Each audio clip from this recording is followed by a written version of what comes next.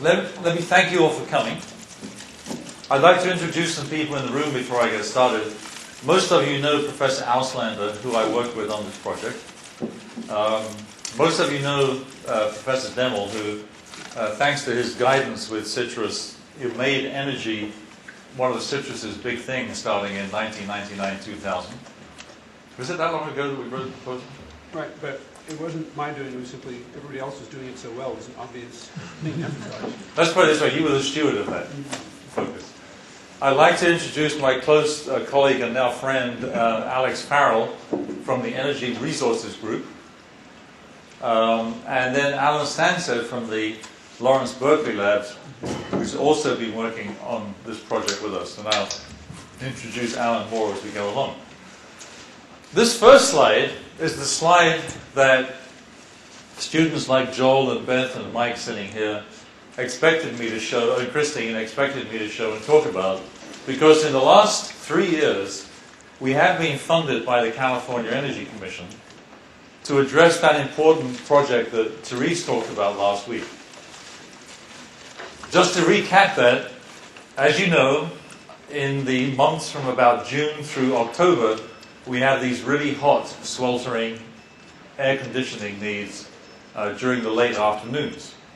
And what, generally speaking, happens during those late afternoons in the middle of August when we're all sweltering is that the peak demand for energy almost doubles during those times. Instead of being a state that consumes about 30 gigawatts a day at that peak, we jump almost to 60. It's between 50 and 60. So that has several consequences. During the years 2000 and 2001, it meant that Enron could exploit our regulation situation where we were, as consumers, using that 60 gigawatts a day. PG&E and others had to buy it from all over the country. Enron was the broker, and they managed to exploit that market. It wasn't so much that Enron was so bad, even though they were bad. It's just that we were especially vulnerable because of those economic conditions. So the question is, how do you get that addressed? Now, what the bad solution would be to build about 100 more power stations just to support that, right? Now, that would be a bad thing. That would be like the equivalent of when all your family descends on you at Thanksgiving, you have to go and fill up the refrigerator with all the food that they need, but it would be equivalent to having all the food in the refrigerator all of the time just in case somebody showed up. You don't want to do something like that. And so this project that we've been running is called demand response, which means that we as consumers would respond to the demand, and we'd respond to the demand by paying much more for electricity, which sounds like a bad thing, during those hot, sweltering times. But it's no different to anything else. I mean, when we go off to the Southwest Airlines site to book up an airline ticket, we expect the ticket to cost more during certain peak times. I mean, that's just natural. When you guys first had your cell phones, you probably called your girlfriend or your boyfriend after 6 p.m. because that's when it was cheaper than talking at peak time. So it's quite common in society for us to pay more for certain things when there's big demand. So that's going to happen, and that's going to be our solution, because based on the kind of work that you heard last week, each one of our houses is going to have a wireless meter, a wireless thermostat, and there are going to be certain nodes placed around the house so that, for example, they would find out where people are. Like there's lots of people in this room, so the air conditioning would operate here. Whereas now that Travis and Yvette are down from their offices, maybe the air conditioning would turn off in their offices, and maybe there wouldn't be any air conditioning on in 2111 right now, because a motion sensor would tell us that there's nobody in that room and you don't need it to be heated. Cooled or heated. That's probably a bad joke because our current air conditioning is horrible. So how that would happen then is that during the day, something would happen where you'd be out at work, but somebody would roll by and install a wireless meter outside in your driveway. They'd replace that clunky glass thing that you may have seen with the little wheel that goes around and around with the wireless version. Also, there'd be a cardboard box on your front doorstep from PG&E, about the size of one of these things, I would imagine. And inside it would be the wireless thermostat that Dave and Therese have been building. And also Spencer just came in. He's been building another version of that with Nate Oder to actually test the networking aspects. And these nodes, these small pico cubes, will also be in that box, and you plonk them around the house, you Velcro them onto the wall, and they have a temperature sensor and a motion detector sensor in there, so you could tell which rooms you're in to get feedback as to which rooms to cool or heat, as the case may be. So our project, especially working with Dave Auslander here, Jan Rabai, Dick White, and Ed, who's not here today but is Teresa's colleague, we've been working quite successfully, I think, to make prototypes of that. So much so that Dave here is leading a sub-project now, whereby at the end of April, under Dave's leadership, our subgroup will be publishing what's called a reference design. And to keep the story simple, since it's not quite a reference design, but it's close enough to a reference design, we will be publishing on the website the future look of a wireless thermostat for California, so that where is the thermostat in this room? Is there one in there even? Interesting to say. Is there a thermostat in there? Oh, there it is. It's above Eva's head. So any future manufacturer of this guy will go to Dave's website eventually. Not quite like that, but it's worth saying. It's a good way of explaining it in a seminar. And take his design of how a wireless thermostat should be looking, and that will be replaced by companies like Honeywell and White Rogers and these well-known thermostat companies. And that's being rolled out at the end of April as a reference design. And I'm quite sure it's going to put Dave and our subgroup in a spotlight of how that is going to be rolled out in California in the next 2 or 3 years. On this Thursday, we're going to be WebExing into a big meeting in Sacramento. And when I look at the guest list, there's something like 900 people going to that meeting, all of whom are from industry, just to show you what a huge market that is. You see, it sounds expensive to put thermostats and meters into the 11 million homes, right? You know it's going to cost about $200 for this box, and you multiply 11 million by $200, and you're probably sitting there thinking, Christ, that's a lot of money. But think how much money it is to build 100 new power stations. That's even worse, added together with the pollution problem. So that's actually a very economically sound solution, which has been created by the California Energy Commission, led by good colleagues of ours like Arthur Rosenfeld, to address that need. So what will happen, the Teresa's or Dave's thermostat with a touchpad that might be on your refrigerator. You see, that's another interesting thing. We probably won't have those funky little boxes on our walls anymore. There'll be something that looks like a control pad, but the thermostat, and they'll be disaggregated, and there'll be temperature measurement devices around the house. But the actual interface might be on your kitchen refrigerator. And so that will, as shown by my sort of wireless bands coming in, Ron Hoffman, our colleague at the CEC, thinks that's the most likely place where the signal will come in. So on a hot sweltering afternoon, the signal will start coming in to say that you're now paying 25 cents a kilowatt hour instead of about 13 cents a kilowatt hour for your electricity. And what are you going to do about it? Well, one of the things you'll do about it, if you're like my household a few years ago when all my kids played rugby or football, is that when they come home from playing rugby or football, throw their clothes in the washing machine, they'll see in the bottom right-hand corner, there'll be a little appliance light glowing there, like a traffic light. And they'll be glowing red to tell them, okay, now's a very expensive time to hit the button on the washing machine. Don't wash your washing until 9 o'clock tonight, when the cost of electricity has come down again. So there'll be sort of general education of consumers. Consumer appliances like washing machines and dishwashers and so on will be equipped with these wireless traffic lights. And so the signal that comes into the thermostat through our mesh networking, supported by TinyOS, or whatever it will be by then, will send the wireless communication to these other appliances throughout the house, and especially send it to especially communicate with your air conditioning system. And what we'll do is each family will learn about their ways in which they use air conditioning. So everybody sitting in this room is likely to set up their thermostat so that their air conditioning doesn't work in the afternoon. There's probably nobody in your apartment back at home right now. Or if you're like Dave and I, where our children have grown, then they're off doing other things, and so our houses are not being cooled or heated in the afternoon. But once I get very old and I'm at home plugged into all my machines to keep me alive, then maybe I'll need, I'll need the air conditioning to keep me going. So every person will learn what they need and they'll adjust their thermostat accordingly. And if the brilliant work done by Therese is well done, then that thermostat will even begin to learn your patterns and slowly adjust over time to what you do on a regular basis. And then you won't have to sit there fiddling with the dials like a day trader in your kitchen, adjusting what you're doing to the cost of electricity.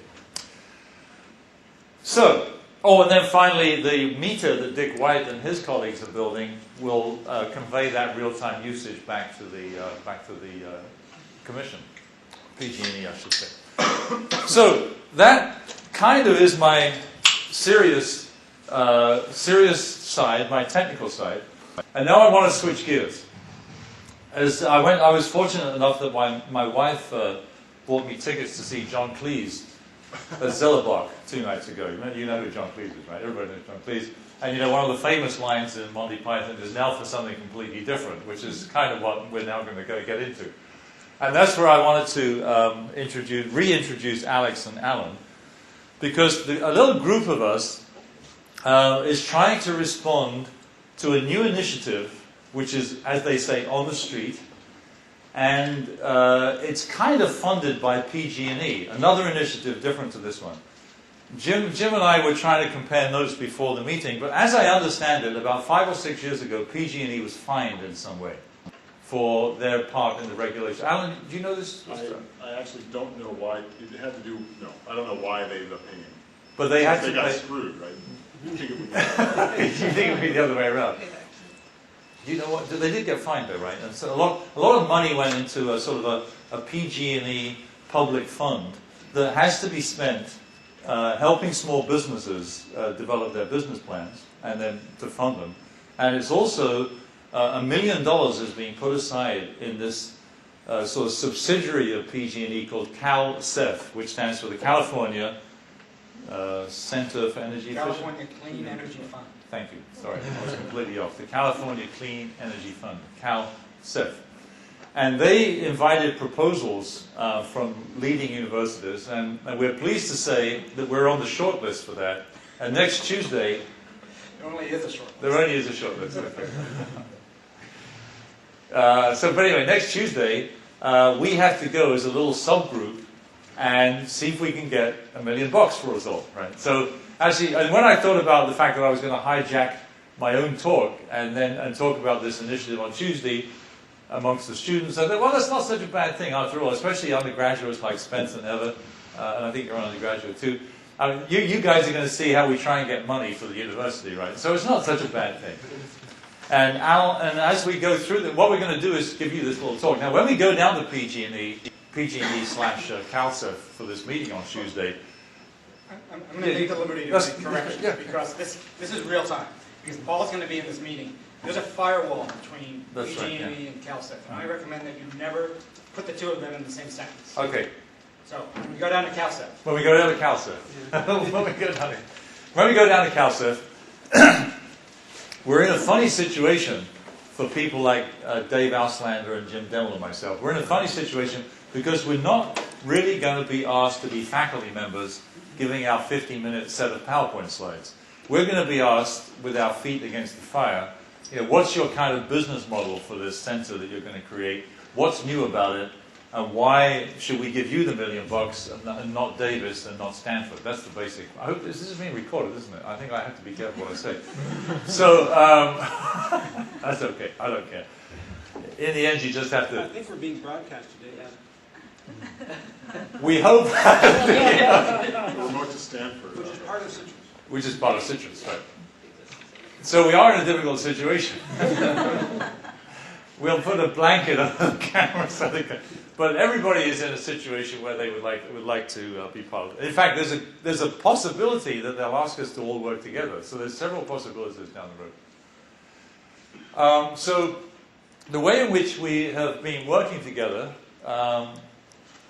with Alex and Dan and Jeff Wright, who's the dean at UC Merced, and myself working together, it was clear that CalCEF was not interested in technology for its own sake, that we had to do something much more than just the technology, which is a thing I should say in this room. And so that's why we've had this really vibrant interaction with the ERG folks who are very familiar with energy policy. And as you may know, Alex has been writing a lot of work in terms of the impact of ethanol. And then also we especially wanted to work with Alan and other colleagues from a sort of a more behavioral economics environment in order to see how these new technologies were going to be accepted by consumers, which is something that's especially interesting to Therese. So in terms of our mission statement, this is a rather long mission statement, but if you sort of pass down quickly to the middle sentences, we want to build this center and have it a big part of CITRIS. CITRIS meets ERG and also works strongly with the Merced folks to create a center where it's not just technologists working together, it involves people who are to do with the international economy, people that can think about how energy policy can be changed in the country to be less dependent on fossil fuels, to study issues such as how new solar power and wind power and biomass and these kind of things, how they can be launched by small and medium-sized companies where fossil fuels are such a dominant environment, it's very hard for a small company that's developing solar power to even penetrate a market. Because as you know, especially in the manufacturing type arena, everything scales with volume. And if you've already got this huge industry dedicated to fossil fuel, and you're only making a small number of solar power collectors, and they're very expensive, it's hard to penetrate the market. So this environment is very multidisciplinary. Alex, you go ahead. Why are you talking about energy supply? Do you think that we should take that out? We should be more on the efficiency thing? Like I said, this is real time. Yeah. Efficiency is end use. And many of the people on this board will be happy to hear about renewable energy at a different time.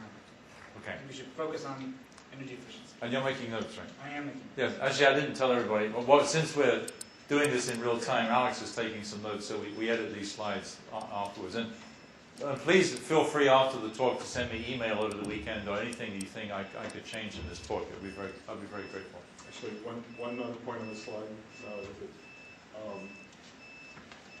President, the need to reduce our energy independence sort of originated in modern times with President Nixon. Right? They all say this at one point or another. It's unprecedented for this particular president to say I see. But that's the clause, perhaps for the first time, you might want to think about. We can take that out, yeah. There's no reason in saying that. That was sort of mild sarcasm directed to the current president, I guess. You might have a Republican. So the one interesting political statement made recently was Sweden announced it's going to be independent of fossil fuels by 2020. I have no idea what their model is for actually doing that, but that's an interesting potential collaboration even, or to figure out what that means. So. Did you make note of that? I think it's important.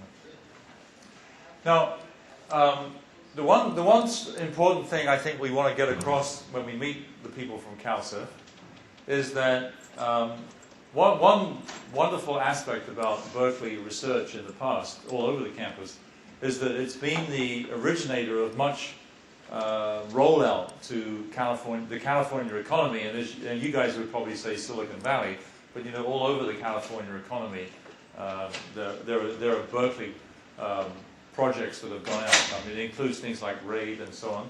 And this is very sensitive. And one thing that's very impressed me last Tuesday, which I can say in public to the camera, is that I had a wonderful visit to UC Merced. It was the first time I'd been to the actual campus itself and seen some of the new buildings that are opening there. And their faculty is also dedicated to this, this natural transition from fundamental research through to products in the companies and products in the environment. And so it's not only say the Berkeley. I put this on the Berkeley research that you're so familiar with, where the work that Chris Piester and David Culler began in the late 1990s is now beginning to roll out to these smaller companies, many of which you recognize, like Dust Networks and Crossbow, but also these larger companies like Siemens, the German version of Hewlett-Packard, and UTRC, that stands for United Technologies Research Corporation. They are the kind of companies that make building supply and technology that makes energy-efficient buildings. The UC Merced group, they have a group of about 8 faculty in their environmental sciences and engineering group focusing on solar energy. And they are interacting with these kinds of companies in the Central Valley, such as Ideal Lab, Energy Innovations, H2Go, and Spectral Lab. And so they are adopting the same kind of mission. So for the CalCEF group, we need to get that point across. And of course, it's a shame that Ed's not here today, but I need to get some data from him over the weekend. Because CVE, that Teresa's a big part of, they've really had a large number of projects, like the smart lighting project that Charlie Heisinger works on. And this was mentioned in the Merced meeting, this alternatives to compressor cooling. I don't know what that project's about. Perhaps you can fill me in. The thing that I remember most that might impress these is connections with the standards setting boards which define building codes. Is that in CVE? I believe that they've we been should doing we that should for a long we time, should and get that's that how on you the get slide. anything to happen. Yeah, we should definitely get on the slide. The other one that may not speak to this group, I don't know, is BSAC and all of their impact on industry, which are the sensors that eventually go into all these devices. Oh, that's I think right. That's too low Yeah. level, but I mean, Yeah. you might also want to mention. No, I think that's Yes, the Berkeley Sensor and Actuator Center. Yeah. In fact, actually, the way to do that is actually to put smart dust and BSAC or Right, something like that. And Smart just- Dust was done within BSAC. Yeah, and add a few things along the line here. Yeah. Because there are a lot of other big companies that take their stuff. Alan, please. Paul, the thing about the slide is that, you read it very quickly, and the question arises, okay, is this what you're going to do? Are these links what you're doing now? I see. These existing products? So, These three, yeah, I see what you mean. So we need to restructure the slide Well, slightly. Build on existing I industrial think what you want relationships. to, the point you want to get across is that this is a sort of a proven business model. A proven that, yeah, well, that's a good point, yeah. Good. I think this, well, anybody else would like to chip in at this point? I mean, this is actually quite an important point, I think, for the Berkeley Merced program. I think this, I was thinking, about planning this. I mean, I think the colleagues down at CalCEF are going to be quite certain of the fact that we have the brilliant students like yourselves. We hope brilliant faculty like us, and the whole laboratory environment here to do the work. What they're less convinced of is whether that can be brought together in some kind of structure in order to have a major impact on the California economy. And that's the job that we're going to have to do on Tuesday when we speak. Dan Cameron is going to be the speaker because he's the principal investigator. And right now he's driving to Sacramento, funnily enough, to meet Arnold's wife. I'm never quite sure what he was doing to do that, but we'll find out. But he's Is that a business trip? I think so. It better be, otherwise he's in big trouble. This is also being recorded, so we should. So I think if I leave you with one, I've got more slides than this, but if I leave you with one thought to give me some feedback on, and I really do encourage the students to give me feedback on this. This is the kind of model, of course, that the CITRIS to some extent has been pushing for the last 5 years, because not just to create economy, because we want to be doing societal scale projects, but this kind of way of trying to link the basic research at Berkeley and Merced to the rollout to the economy, I think is a key element. Now, once you start getting into the meat of the promised research, these are our 5 thrust areas that we've identified. The first obvious one being the advances in sensing and information technology. And the project that I was talking about at the beginning is a good example of that. But I will say that when I went down to Merced, and actually I had a wonderful day there, I really did. You'll see that the buildings that they have down there are already these LEED specified buildings. Now, what does LEED stand for again? So in case I get leadership in leadership in and environmental design. Okay, these are buildings that have been designed in a special way to minimize energy use and the impact on the environment. But in addition to the fact that they have really really very interesting control schemes that have been designed and put into them by Carl Brown, a colleague of ours at UCOP, and working clearly with a lot of industrial design people. And for example, the current activities that they have in those buildings are supported by this industrial standard called BACnet. So that thermostat that's above Ever's head that I was pointing on before, I mean, first of all, it looks much flashier than that one. But Carl himself, when he's sitting in his UCOP offices in Oakland, can look at all of the temperatures in all of the rooms. He can get the data streamed back from all of those thermostats and at least study the building and see how it's doing from an energy consumption point of view. So they've already built buildings that are very modern in terms of the energy profile. But they're very interested, again, in putting sensor nets throughout some of these buildings as they emerge and doing an even better job of monitoring the energy.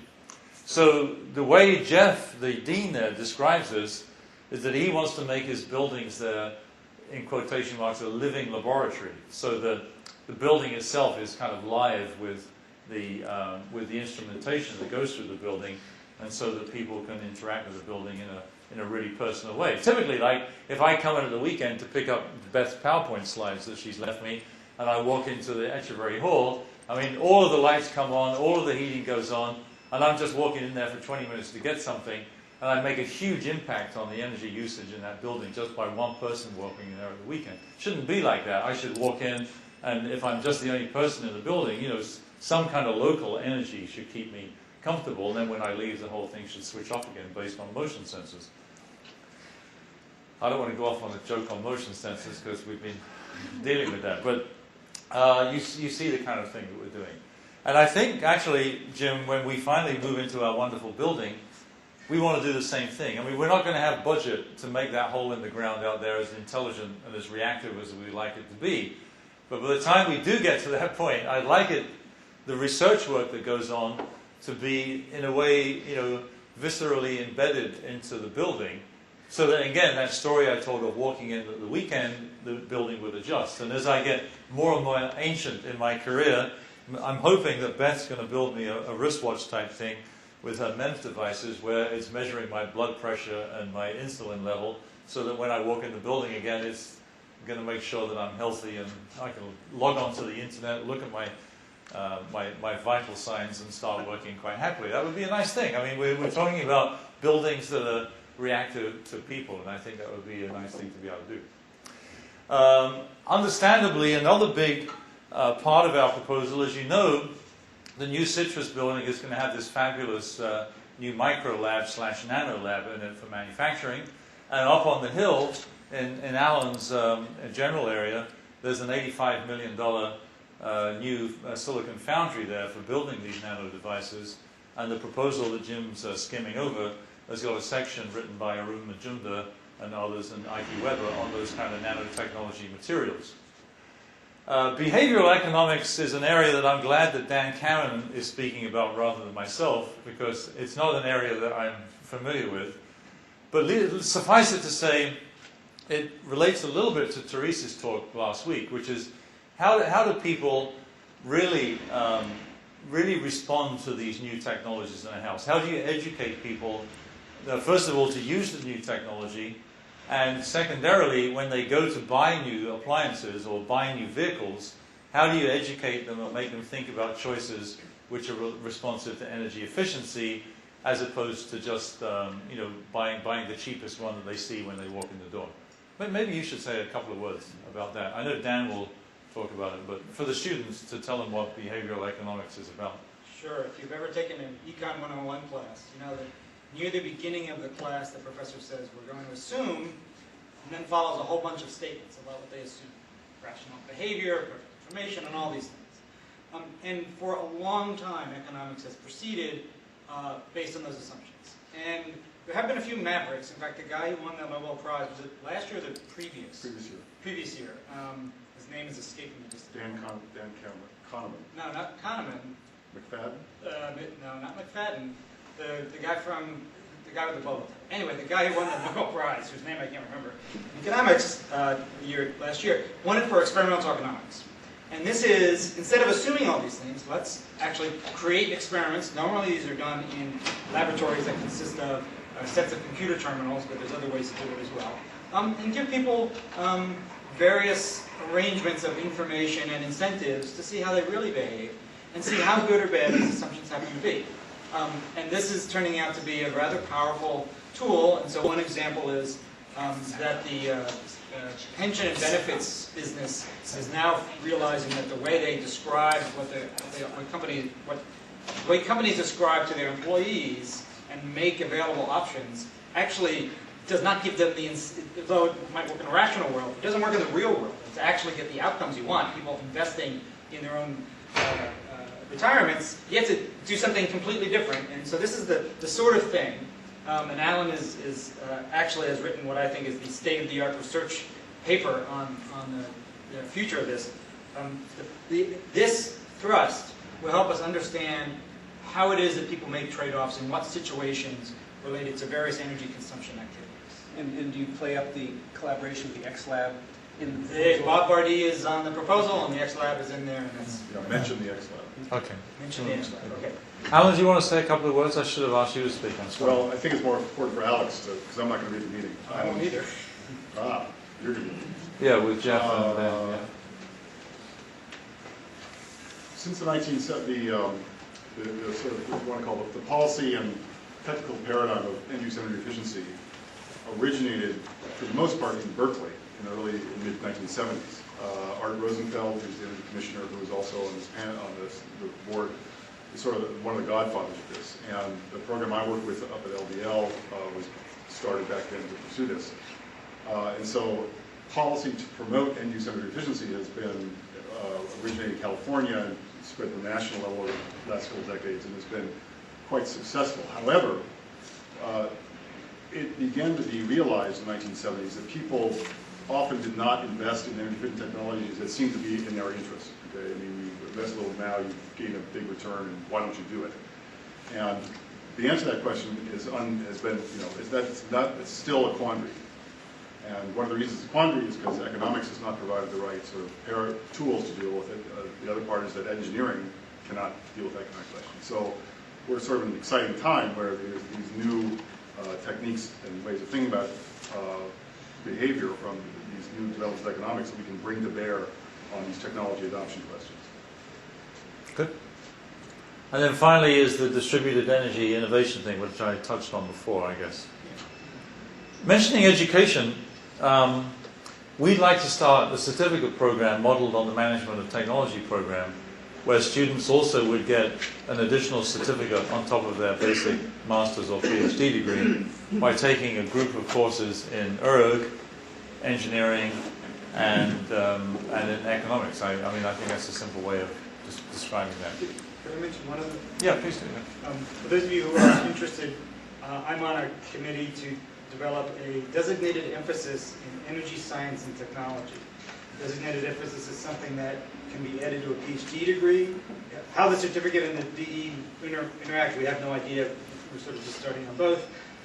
But it is something that is likely to be available for students in maybe a year or so. To respond directly to that, I'm doing a DE on a different topic, and the interesting educational bottleneck that we're coming across, I'd like to talk to you about it offline, is how do you deal with the need to train students in an interdisciplinary fashion when the usual departmental boundaries means you have 3-unit courses and long prerequisite chains so you can learn what's going on, and that just doesn't work because people don't have time. Yeah. And so we're interested in exploring different ways of having smaller unit courses. I'm sure you'll have the same issue to talk about sometime. Is the DE undergraduate or? It's PhD. At PhD. One more question. What's Yes, the sir. role of LBL's energy group in modeling in this? One of the features of this proposal is that there is some interaction with LVL by having Alan on the proposal, but we haven't articulated a formal relationship of any variety. Okay. We have enough description of things that things will change, and we'll see how it develops, but nothing formal. There's one other angle on LBL, which is Marianne Piet, the staff scientist in my division, has funding from California University Machine Learning for the Demand Response Center. And they're thinking about moving into the issue of technology adoption and how behavioral research might inform that. So Do you at least have a support letter from LBL? I'm not sure. there's a problem, which is my division director, who's the division director for the energy efficiency part, is also on the CalSEP board. And so he needs to sort of Conflict of interest. Yeah, wasn't there something where we weren't supposed to have a big interaction with LBL? Can you remember what that's about? It's about what Alan just said, like 3 layers above Alan is Mark Levine, and Mark Levine is on the board. And so it would be, we didn't want to disqualify him from reviewing our proposal, so the linkage between people who work somewhere in his organization and our proposal cannot be too I serious. understand. Shmuel Oren, and just another name, who's also done modeling of this sort. I just didn't see his name in here. So. It's true, it's not. We're just guilty by omission of that. wondering. That's good. So, yes. In conjunction with the behavioral economics component, is anybody looking at sort of the human factors or usability aspect of the sort of the end user parts of the technology? So I think that might be an interesting intersection with talking about motivating people to do something with their energy usage, and obviously their interaction with their devices at the at the home point is going to be Critical. Yeah, yeah, really exactly. critical. So it's not just about motivating. I mean, you can talk about economic incentives, but if there's no easy way for them to manage and understand that, I mean, that's sort of the interface of those. I don't have a great answer to your question, except Therese gave a seminar last week, and in our main project, that's something that she's really working on. Did we talk about it in the proposal? We do talk about it, and Ed Ahrens is on the proposal. I think one answer ought to be, this is an area of activity that UC Berkeley already has. And we will work with them, but we wouldn't want to propose it as a new area of activity simply because we want to propose new things. But we will take advantage of it. And actually, that's a good point. We probably ought to say that proactively rather than reactively. And I'll try and work that in. Okay. The other thing is, you could say, I mean, I sort of think that the behavioral economics in this application could substantially enhance traditional human factors work to bring in the economic considerations that go in. Simultaneous product design issues. So IT can include human-computer interfaces. So it sort of overlaps in that. That's right. Yeah. So thanks. That's a good point. You're going to make a. So one of the things we have to do, which I'm sure is much less interesting to the students, but it's something that worries us, is making it clear that we have substantial cost matching and fund matching to this grant. I have kept this slide deliberately vanilla flavored because I knew that we would be discussing this today. But there are some interesting amounts of money around. One of them, I mean, there are people on this list that have promised us money, such as the deans, to do some cost matching, and I can, which wasn't data I really wanted to share in public at this point. There is another thing right at the very top there that Carl Brown has been emphasizing. Carl Brown works for the CIEE, which is in the University of California office. CIEE stands for the California Institute for Energy Efficiency, right? Energy and environment. Energy and the environment. Too many E's. And there is a lot of money that's been dedicated by the California Public Utilities Commission to investing in, especially University of California buildings, but also Cal State buildings, to make them more energy efficient over the next 5 years with things like smart dust and improved control schemes, like the basic BACnet that we were talking about before. And somehow, even this slide has even changed since the little meeting we had this morning. We need to work that into our presentation. And then the other bullets that you'll see here, in the less public version, we have some dollar numbers attached to those things. So we're improving our fund raising and sustainability. So, okay. One thing that the students might be interested in is the IGRT up there, the second bullet. That's interdisciplinary graduate research, education, research, and training. We've just submitted there's several rounds of competition, which I will ignore. Our IGRT is on energy efficiency, and it is almost all that money would be for grad student support. So if we hit the jackpot, we'll get both the CalSEF grant and we'll get the IGRT, and we'll have lots of student support at that time. Do you know how many IGRTs the campus is allowed to put forward? IGRT 2. I hope it's yours and mine. That would be fantastic. we're asked to identify on Tuesday. I'm looking at my watch here. We have about 10 minutes before I'm going to stop. We're asked to identify what our high priority short-term work products are going to be. They're definitely going to be these Merced experiments where we'll be studying, open standards and benchmarking and this kind of thing. We obviously want, as the center, to be a transfer of technology and best practices from California to the rest of the country, which I think is something that's a very important element of this. I already mentioned at the beginning of my talk the work with Dave Auslander, where this reference design is going to be created. That's work that's already funded by other money, but it's worth putting into this area. The people at Merced are going to focus on these solar collectors, as mentioned in point 4 there. And there are folks here at Berkeley in the Material Science Department that are working on low energy, highly efficient LED products. There's this certificate of energy that I just mentioned before, and then there's going to be more rollout of these products to companies that are listed in the bottom element there. So these are going to be some of our so-called work products. These funny titles that are in these slides are specified by CalCEF as things that we have to put on the slide and then talk about in the product. Yeah, please. What's number 5 again? Sorry. Bullet 5.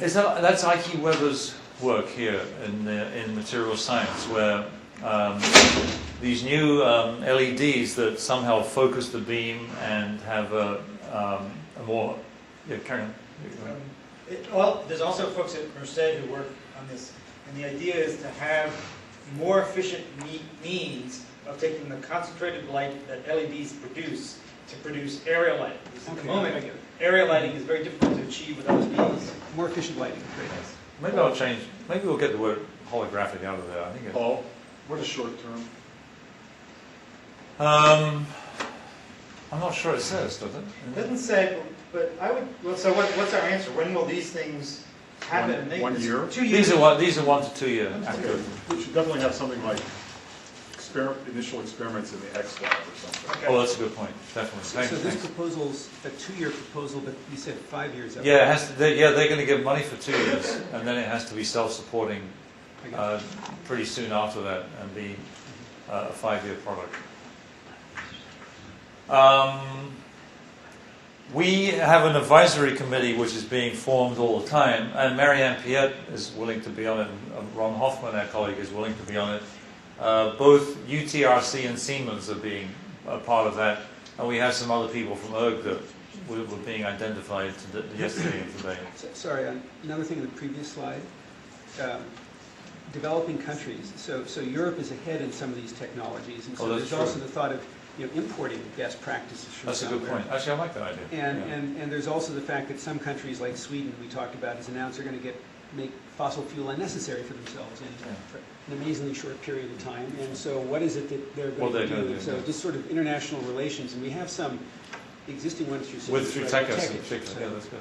Yeah, good. Okay, that's right. Existing ones with what? TechUs, which is the Finnish TEKES. NSF/DARPA/ whatever, and we have a lot of healthcare interactions with them, and I'm sure they'd like to talk about this too. TEKES.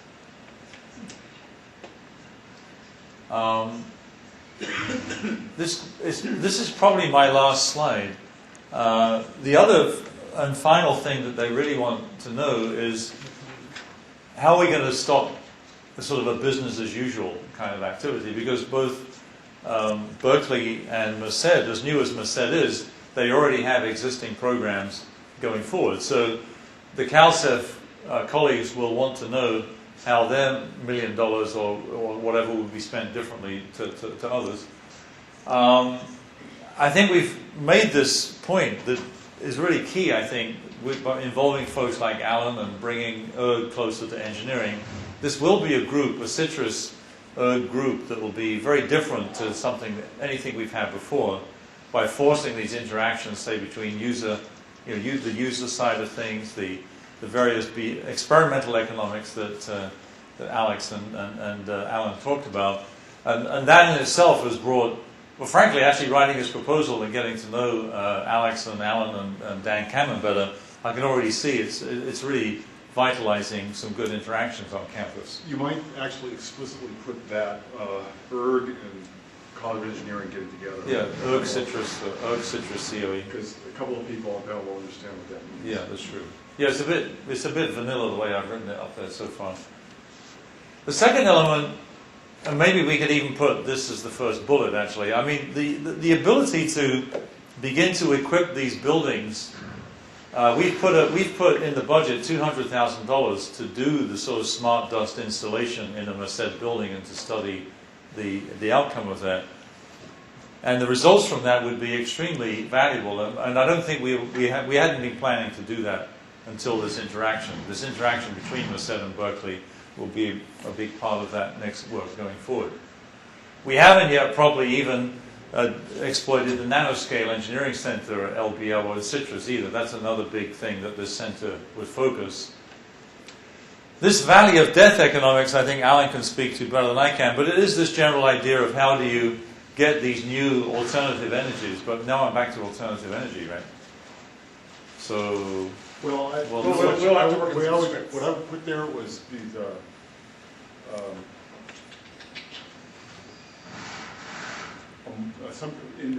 specifically for energy efficiency, the market focus.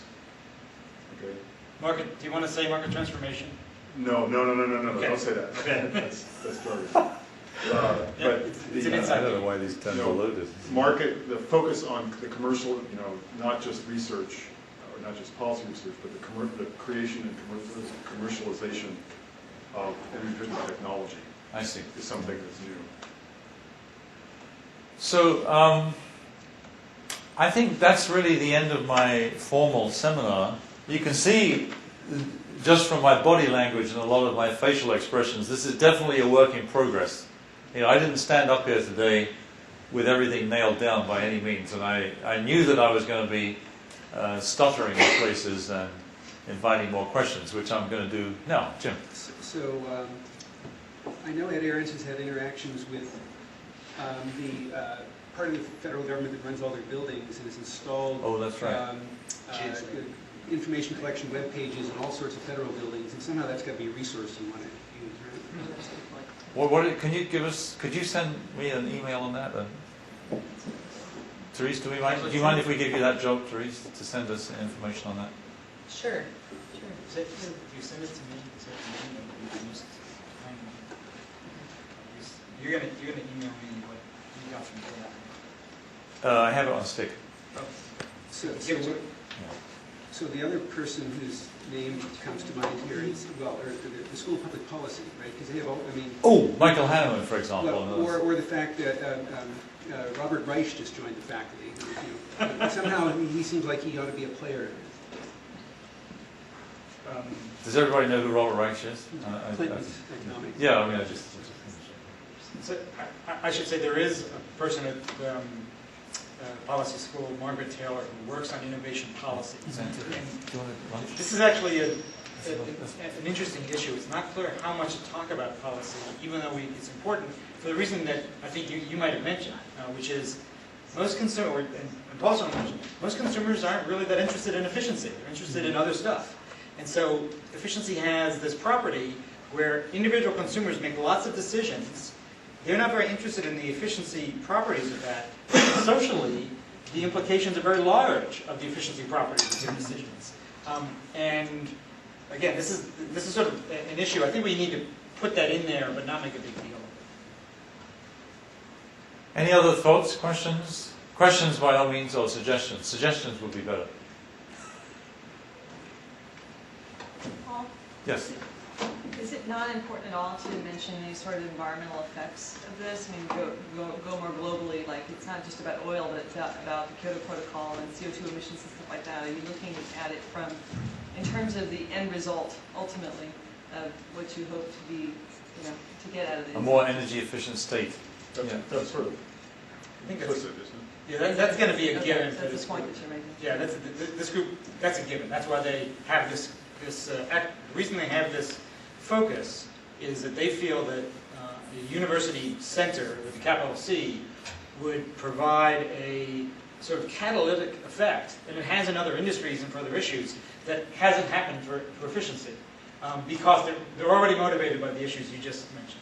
energy security, environment, all Already that. sold on that. Yeah, Right, that's right. okay. Yeah, the other thing about it is that California has probably the most, right now, aggressive policy infrastructure for promoting energy efficiency and increasingly in the service of greenhouse gas reduction.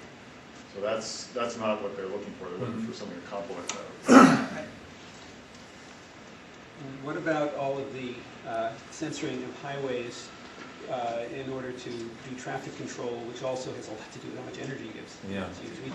We had, which people in CITRIS are doing, so we have these economic studies which are pretty old now, which said that if you were to censor the highways appropriately and use that to do feedback control and on-ramp meters and so forth, there were some calculations, simple economic model that said you'd save 15 minutes per commuter per day and multiply that by gallons, miles per gallon and all that kind of stuff, and you get lots of it.